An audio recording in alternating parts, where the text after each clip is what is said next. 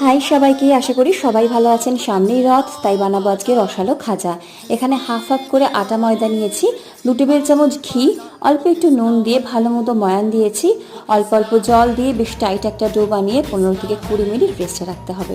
কড়াইতে 1 কাপ বা 1 বাটি চিনি, সে বাটিরই 1 বাটি জল, অল্প একটু কেশর দিয়ে একটা আঠালো রস করে নামানোর আগে অল্প একটু পাতিলেবুর রস দিতে হবে যাতে রসটা জমে না যায়। আটাটা রেস্ট হয়ে গেলে সমান দুভাগে ভাগ করে সেই এক এক ভাগ থেকে সমান 5টা লিচি করেছি। আর এখানে অল্প একটু ঘিতে ময়দা ভালো মতো মিশিয়ে একটা মিশ্রণ রেডি করেছি। পাতলা পাতলা করে রুটি বেলে নিতে হবে। একটা রুটি রেখে তার মধ্যে ঘি ময়দার মিশ্রণ, তারপরে আরও একটা রুটিতে ঘি ময়দার মিশ্রণ লাগিয়ে মোট 5টা রুটি পরপর রেখে একটা সাইড দিয়ে চেপে মুড়ে নেব।